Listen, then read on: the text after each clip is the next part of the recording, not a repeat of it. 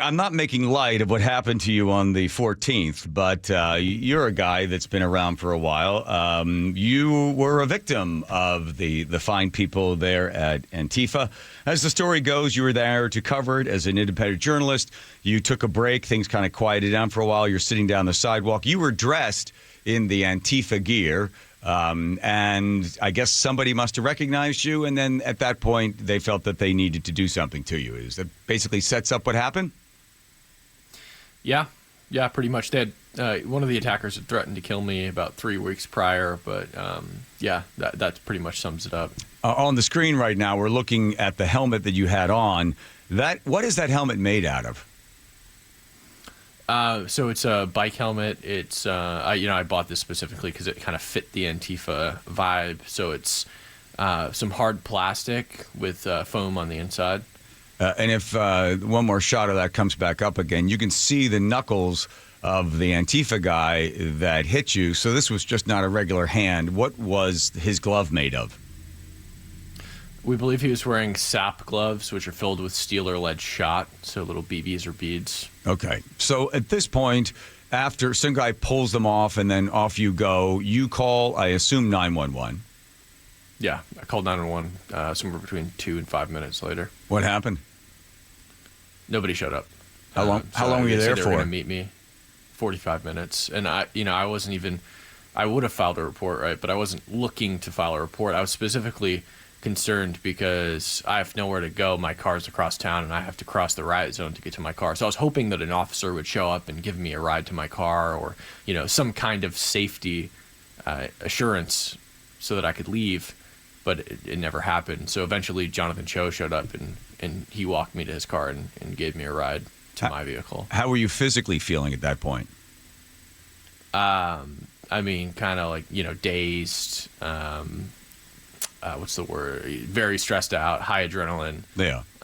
Freaked out, not safe. So after you get home to the safety of your place, then what happens? Well, I find out that the police showed up for a little while and then left. I had been told by 3 other people, 2 of them journalists, earlier in the night who spoke to SPD. They said they were not going to be intervening in the riot, even though they were blocking traffic, forcing cars to say F ICE, and if they didn't, lighting fires underneath those vehicles, shooting fireworks to oncoming traffic. SPD wasn't going to intervene at all, I guess, unless businesses were broken into. And then you're home. You start to then feel the effects of what you believe to be a concussion and later on diagnosed as a concussion. You went to the hospital. And then I'd seen pictures. You had some nosebleed, nausea, all the regular occurrences, ears ringing, headaches, things like that. Or physically, how are you feeling now?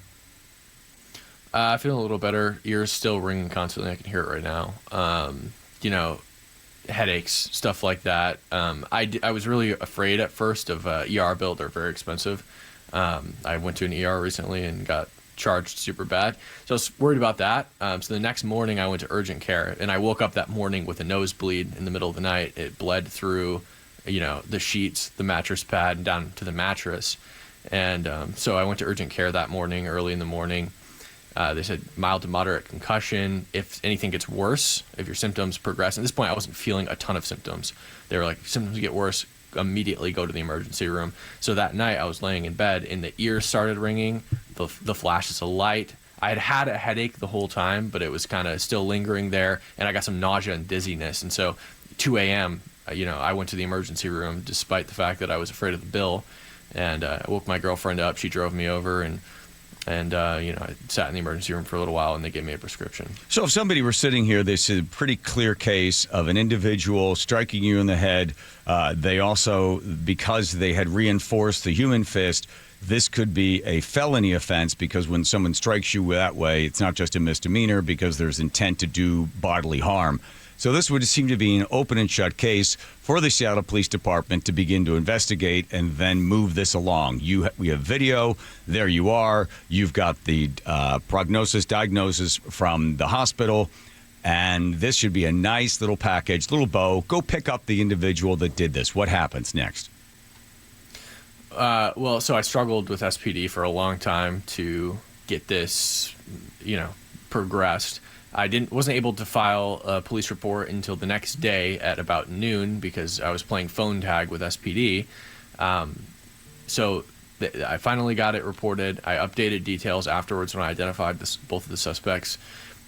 My girlfriend ended up calling a couple days later, and we hadn't heard anything, the assault and homicide unit, and they told her this case is not assigned to a detective, and it will never be assigned to a detective. And the reason for that is we don't pursue misdemeanor assaults here. Prosecutor won't take them, so you can't waste city resources pursuing it when we got defunded. And, you know, our main concern at this point is, well, first of all, how do you just not pursue any misdemeanor assault? Second of all, this isn't a misdemeanor assault, it's a felony assault. So luckily, we managed to really put pressure on them and get a detective assigned. But I checked the jail roster this morning for the past year, and still neither of the suspects have been picked up. Because there's so many things I've read about this. Brandy Cruz has covered it. Ari Hoffman has covered it.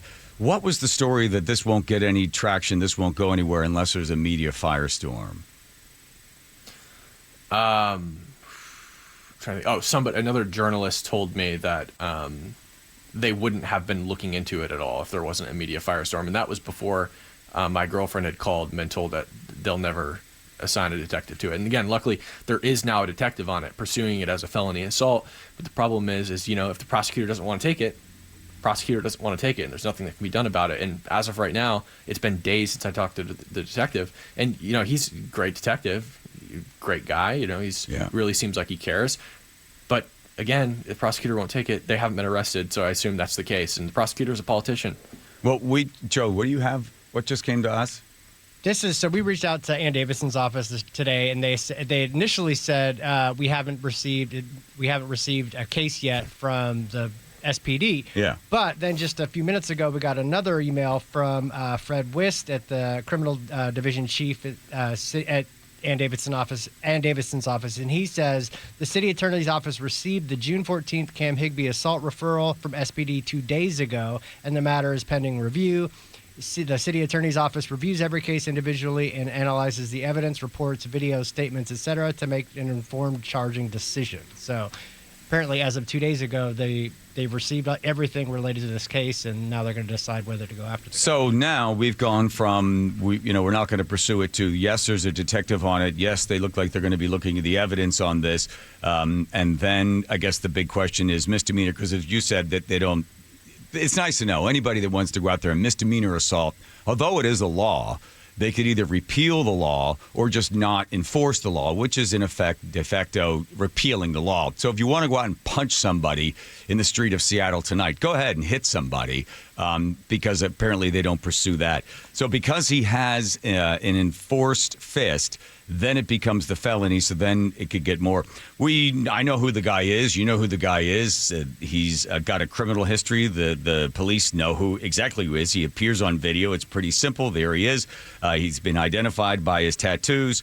He used to work at Washington Parks and Rec. He got fired because of, imagine this, conduct on the workplace problem. He's a proud.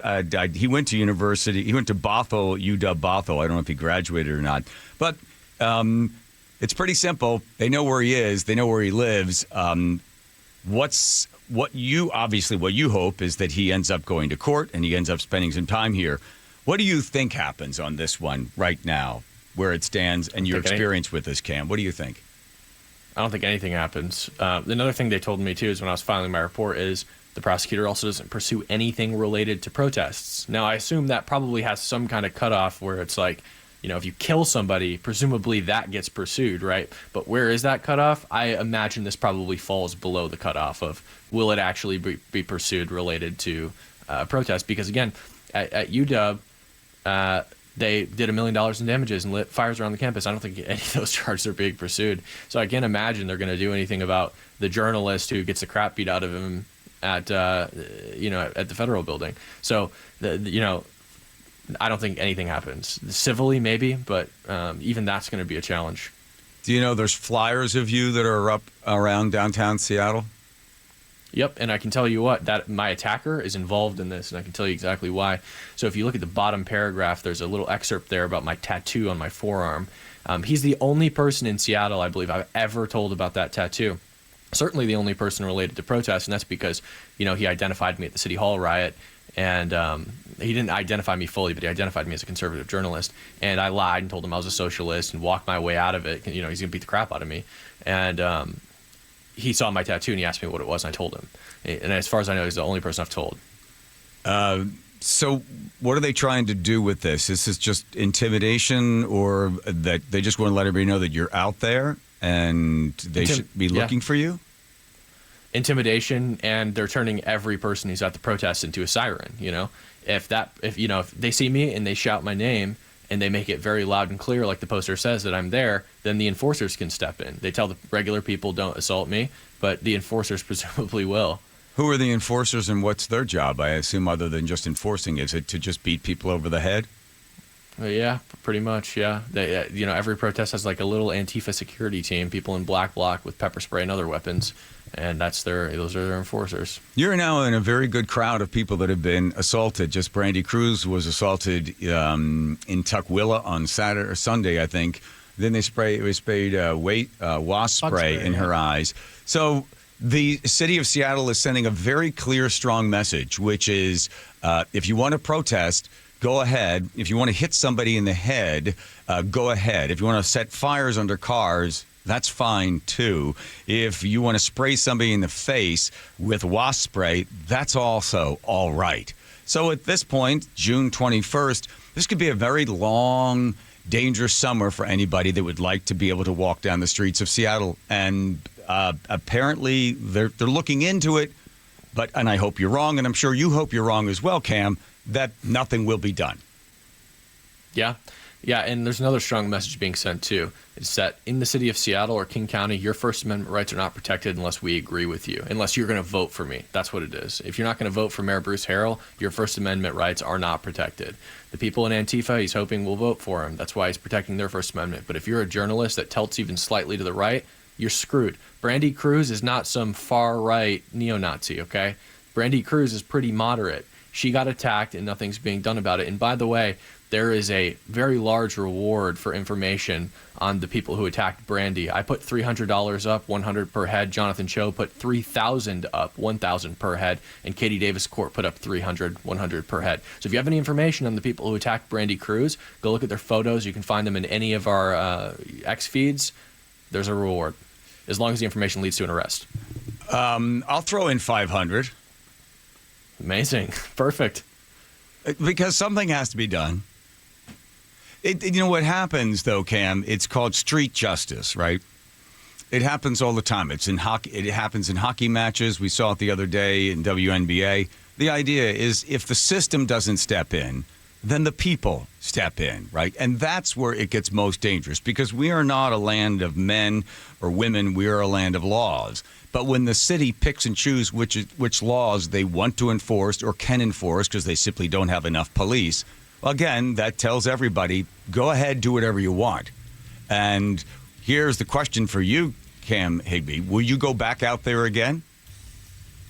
Absolutely, I will. I will not be intimidated by people who seek to harm me, to keep me off the streets. It's learned behavior. The mayor teaches them that they can do whatever they want and get away with it. I won't teach them that they can do whatever they want to me and get away with it. It won't keep me off the streets. But it is scary to have to defend yourself, in life or death self-defense situations in the streets. Because if you pull out a weapon, whether it's pepper spray or whatever else it might be, that's an escalation, and who knows what they're going to do in response to that escalation. I didn't sign up to be a police officer. I signed up to be a journalist. My job is not to escalate and suppress threats. That is the job of the police officers in this city.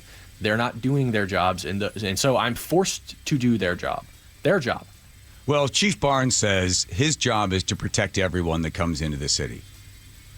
He specifically said he's here to make sure that everyone's First Amendment rights are protected, and he's a liar. He's not here to protect everyone's First Amendment rights. He's here to protect the First Amendment rights of very specific people, excluding me, excluding Brandy Cruz, excluding Katie Davis Court, who regularly gets chased and hunted down by these people. I have had to deploy pepper spray on people who were chasing Katie Davis Court into an intersection at the Riley Gaines event. He's not here to protect everyone's First Amendment rights. He's here to protect but let's be clear. Your First Amendment right does not give you the right to set someone's car on fire, to smash a window, to hit somebody over the head. That has nothing to do with the First Amendment right. That is a law that's being broken and not being enforced. Well, sure it does. If Mayor Bruce Harrell agrees with you, then sure it's protected by the First Amendment. What's going to happen if you say otherwise? Stay safe.